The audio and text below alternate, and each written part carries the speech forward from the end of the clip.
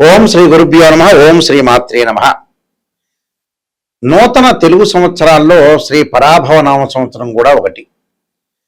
మార్చి 19వ తారీఖు నుంచి కూడా మనకు యుగాది ప్రారంభమవుతుంది. ఉగాది శ్రీ పరాభవ నామ సంవత్సరం అంటే అనూహ్యమైన పరిణామాలు, అనేక మార్పులు, అనుమానాలు, అవమానాలు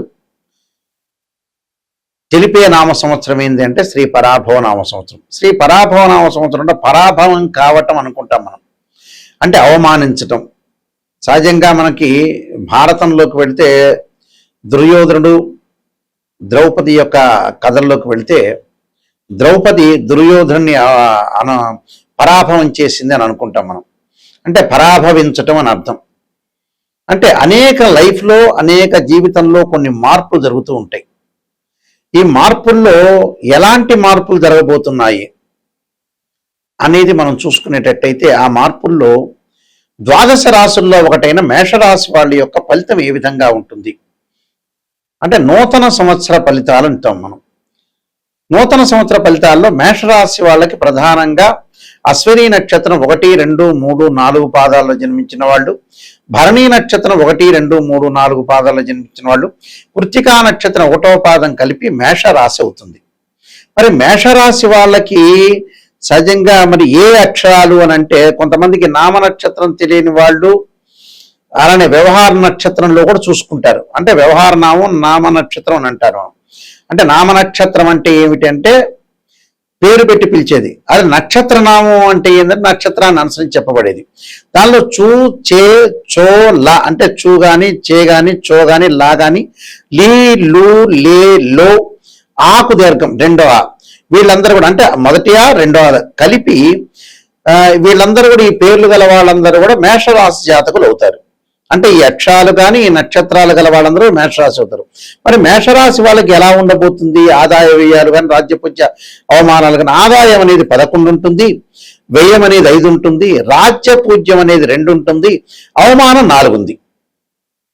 అంటే అధిక ఆదాయం అనేది బాగా ఎక్కువగా ఉంటుంది వీళ్ళకి.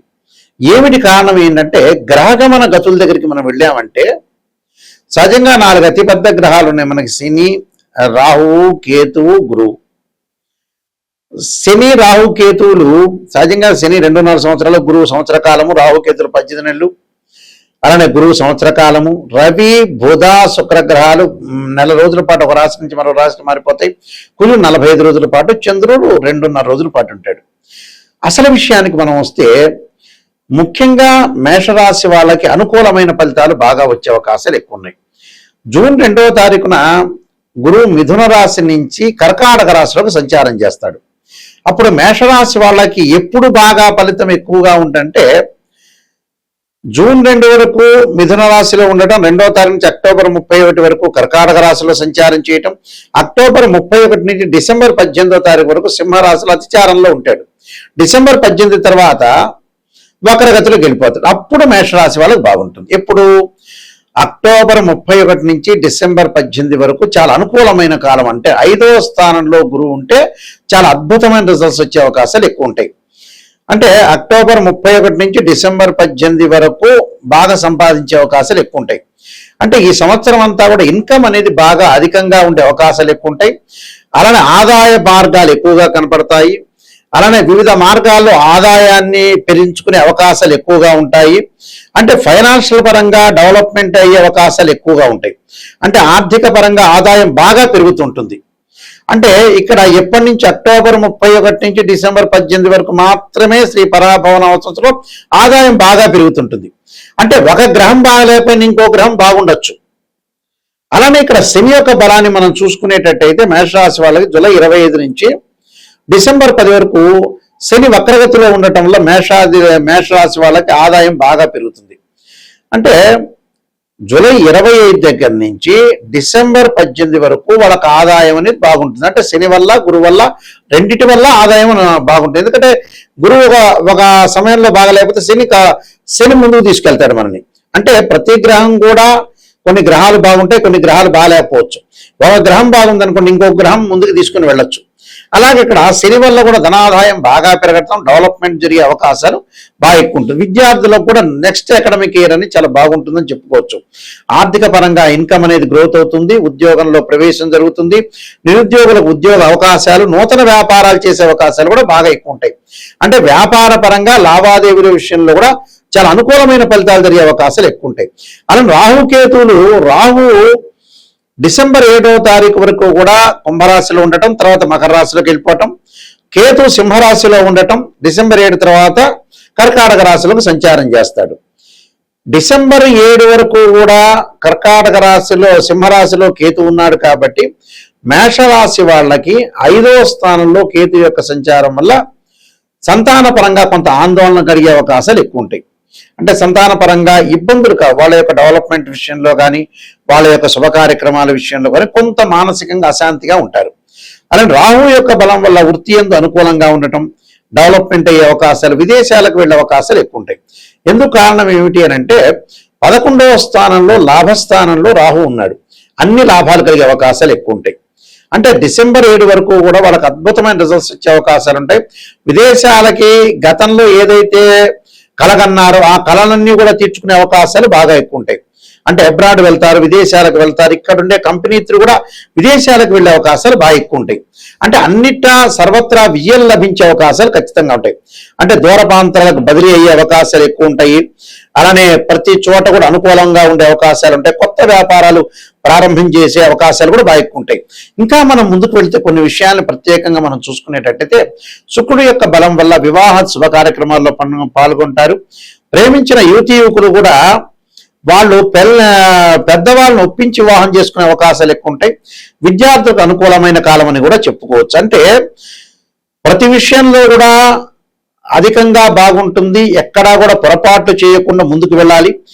కొన్ని సందర్భాల్లో కుటుంబంలో విరోధ భావాలు కలిగే అవకాశాలు ఎక్కువ ఉంటాయి. కుటుంబ కలహాలు నేర్పుతోటి, ఓర్పుతో ఉండాలి. బంధుమిత్రులతో సహనంగా ఉండటం కూడా చాలా ఇంపార్టెంట్. ఉద్యోగంలో ప్రమోషన్లు రావటం, దూర ప్రాంతాలకి వెళ్ళే అవకాశాలు, కోర్టు సమస్యలకు చిక్కకుండా చాలా జాగ్రత్తగా ఉండాలి. ఉద్యోగం నుండి అభివృద్ధి బాగుంటుంది. వ్యాపారులకు కూడా మంచి అనుకూలమైన కాలం అని చెప్పుకోవచ్చు. అలానే కిరాణా, ఫ్యాన్సీ, మెడికల్, ఇనుము, ఇసుక, రాయి అంటే కలప, రియల్ ఎస్టేట్ వ్యాపారులకు కూడా మందకొడిగా వ్యాపారం ఉంటుంది. కొత్త వ్యాపారాలు వీళ్ళు ప్రారంభం చేయకుండా ఉండటం మంచిది. ఇలాంటి వాళ్ళు మాత్రమే. మళ్ళీ నూనె, నెయ్యి, పాలు, పూలు, పండ్లు, వస్త్ర వ్యాపారులందరికీ కూడా అనుకూలంగా ఉంటుంది. వాహనాలు, ఎలక్ట్రికల్ అంటే వాహనాలు అమ్మేవాళ్ళు కానీ, ఎలక్ట్రానిక్స్ కానీ, ఎలక్ట్రికల్స్ కానీ, రవాణా వాళ్ళు కానీ, స్పేర్ పార్ట్లు అమ్మేవాళ్ళు కానీ వీళ్ళకి అనుకూలంగా ఉంటుంది. అలానే వ్యవసాయదారులకి 2వ పంట కంటే కూడా మొదటి పంట లాభించే అవకాశాలు ఎక్కువ ఉంటుంది. రుణాలు అధికంగా తీసుకోవడం అనేది మంచిది కాదు. స్వతంత్ర వృత్తులైన అడ్వకేట్స్, జడ్జెస్, ఆధ్యాత్మికవేత్తలు, పోలీస్ డిపార్ట్మెంట్, రక్షణ శాఖ, మత్స్యకారులు వీళ్ళందరికీ కూడా అనుకూలంగా ఉంటుంది. గ్రాస్పింగ్ పవర్ ఉంది కదా అని ఎక్కువగా మాట్లాడితే ఇబ్బంది కలిగే అవకాశం ఉంటుంది. చేనేత, వడ్రంగి, కుమ్మరి, కమ్మరి మొదలు గృహ పరిశ్రమలకు అనుకూలంగా ఉండే అవకాశం ఉంటుంది. గతం కంటే కూడా అధిక శ్రమ చేస్తారు. అధిక శ్రమ వల్ల కూడా మంచి ఫలితాలు జరిగే అవకాశాలు ఉంటాయి. విద్యార్థులకి సెకండ్ అకాడమిక్ ఇయర్ అని చాలా బాగుంటుంది. రాజకీయ నాయకులకు కూడా అనుకూలంగా ఉండే అవకాశాలు ఖచ్చితంగా ఉంటాయి. రాజకీయ పరంగా కూడా వాళ్ళు లబ్ధి పొందే అవకాశాలు ఖచ్చితంగా ఉంటాయి.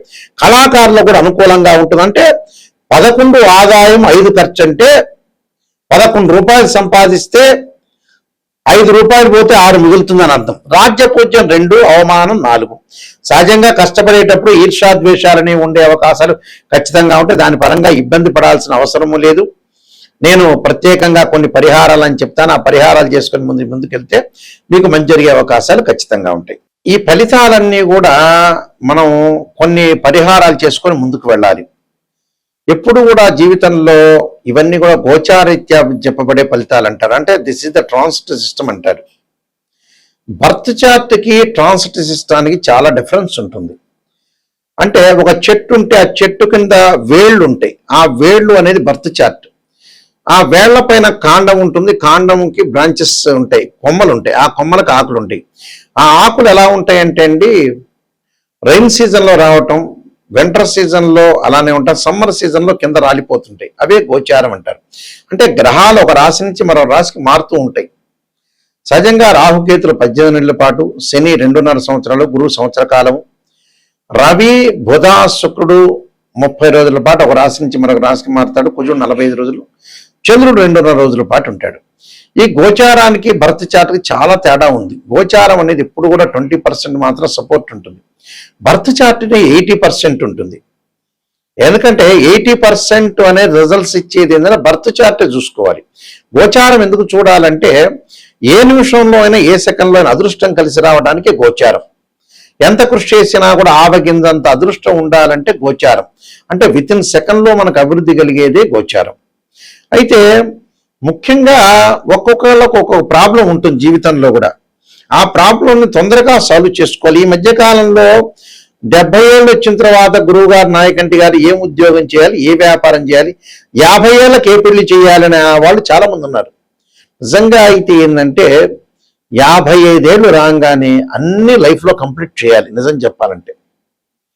ఇంకా కొంతమంది అనుకుంటున్నారు 70 ఏళ్ళు వచ్చిన తర్వాత గురువు గారు ఇంకా 30 ఏళ్ళ టైం ఉంది కదా అనుకుంటారు. 55 ఏళ్ళు దాటంగానే, 55, 60 దాటంగానే మనిషికి బోనస్ మార్కులే పెరగటం ఉండటం బోనస్సే, అది గుర్తుపెట్టుకోండి. తొందరగా మనం అన్ని పనులు చేసుకోవాలి.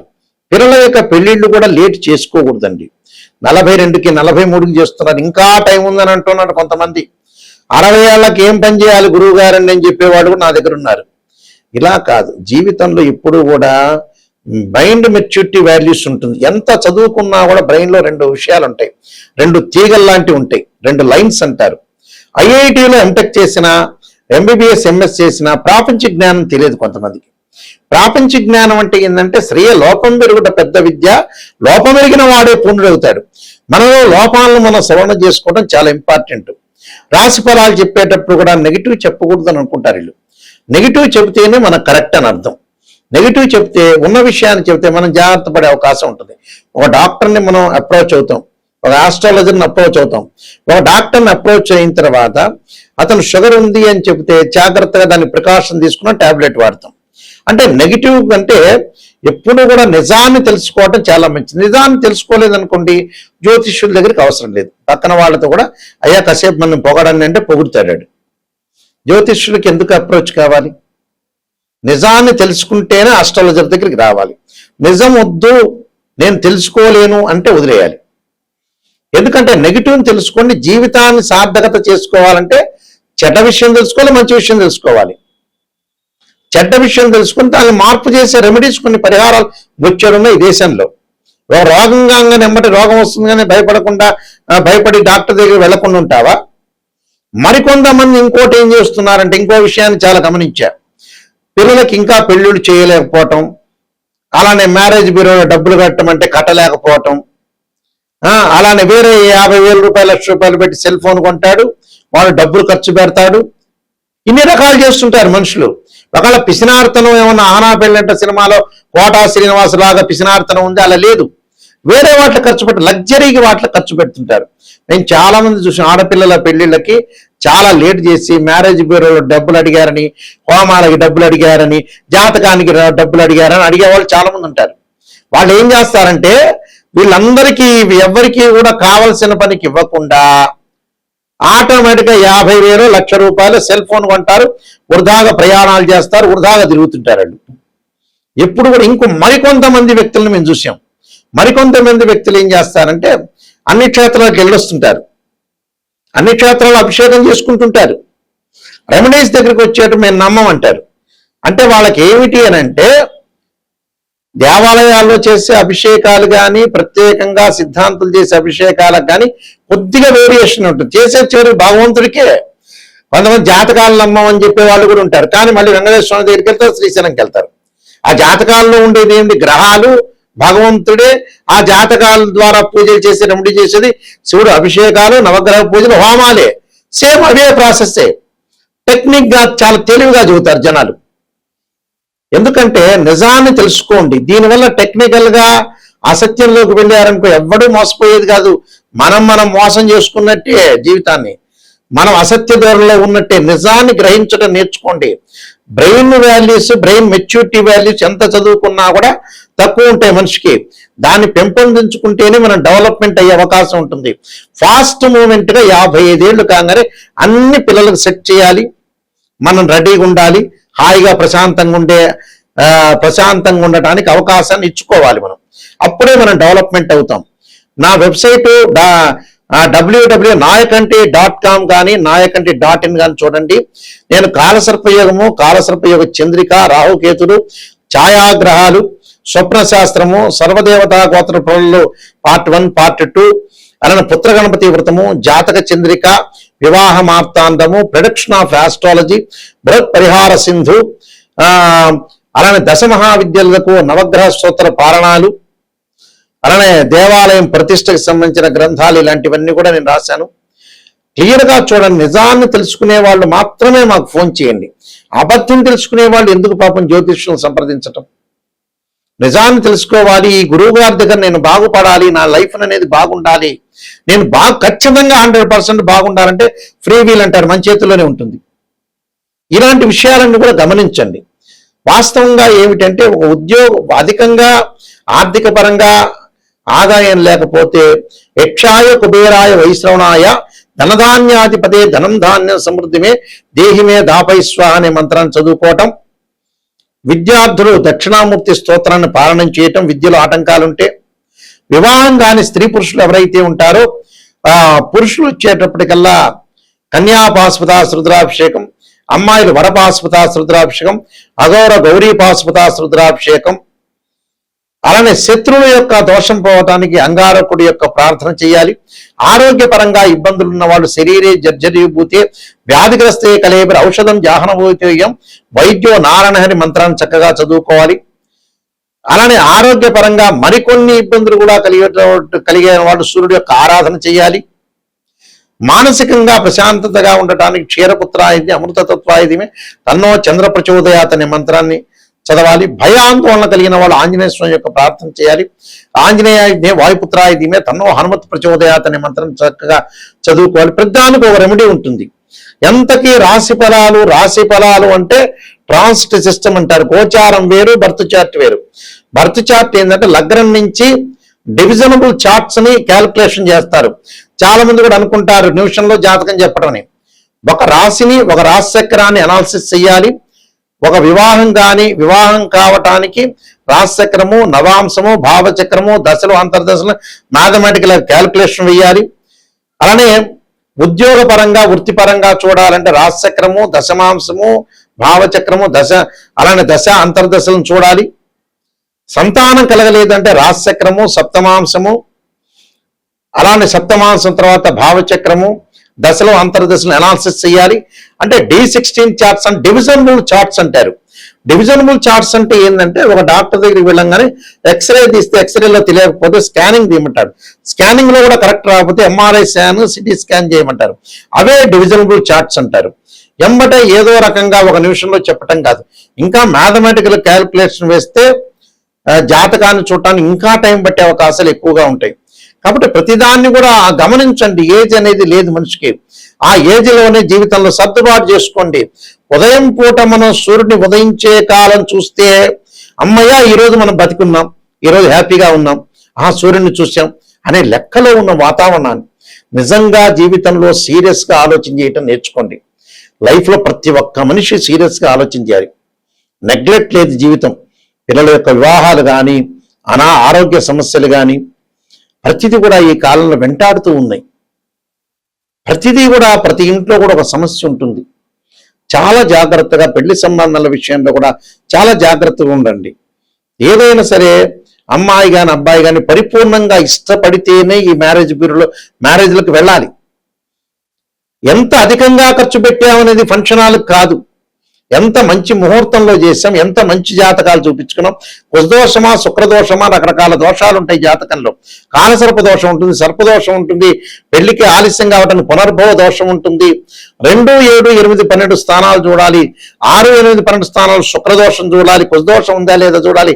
శని చంద్రుల యొక్క కలయిక ఉందా, అయితే ఎలాంటి దోషాలు ఉన్నాయి, దోషాలు లేవా జాతకంలో అని పరిపూర్ణంగా గురువు గారిని అడిగి తెలుసుకోవాలి. నా నెంబర్ స్క్రీన్ మీద స్క్రోల్ అవుతుంది. నిజంగా తెలుసుకునే వాళ్ళు మాత్రమే దయచేసి మీరు ఫోన్ చేయండి. సీరియస్గా జీవితం బాగుపడాలి నాయకంటి గారి ద్వారా, ఖచ్చితంగా 100% బాగుపడాలనే వ్యక్తులు మాత్రమే నాకు ఫోన్ చేయండి. ఎందుకంటే ఏదో చెప్పించుకున్నామంటే చెప్పించుకున్నాం, నా వల్ల సేవ్ కావాలి, నా వల్ల బాగుపడాలి. ఆ మనిషి బాగుపడితేనే మంచిది, బాగులేకపోతే నాకెందుకు ఫోన్ చేయటం? 10 మందిని సంఘంలో నేను బాగు చేస్తేనే మంచిది. అందువల్ల ఇలాంటి విషయాలన్నీ కూడా గుర్తు చేసుకోండి. మీకు ఖచ్చితంగా, ఎందుకంటే మేము వంశపారంపర్యంగా చెప్పేవాళ్ళం. మా గ్రాండ్ ఫాదర్ దగ్గర నుంచి, మా ఫాదర్ కూడా శ్రీశైలంలో ప్రధాన పురోహితులుగా పనిచేశారు. ఆయన కూడా ఇంటర్నేషనల్ మెంబర్గా పనిచేశారు. కీర్తిశేషులు నాయకంటి కుమారస్వామి శర్మ బ్రహ్మశ్రీ దైవజ్ఞ. అందువల్ల ఇలాంటి విషయాలన్నీ కూడా గుర్తు తెచ్చుకోండి. బాగా మీరు ఇంకొక విషయం ఏంటంటే, నా దగ్గర జాతకం చెప్పించుకునే వాళ్ళ కొన్ని పేజీలు వాట్సాప్లో పెడతాను. నేను చెప్పేటప్పుడు మీరు ఖచ్చితంగా వాయిస్ రికార్డింగ్ చేసుకోండి, రిపీట్గా వినొచ్చు మీరు, ఏ దోషం ఉంది ఏమిటి అనేది. ఎందుకంటే నేను మ్యాథమెటికల్ క్యాలిక్యులేషన్లో నాది MSc, PhD, MA astrology, MA English literature, MA Telugu, ఎన్నో ఇంటర్నేషనల్ అవార్డ్స్ వచ్చినాయి.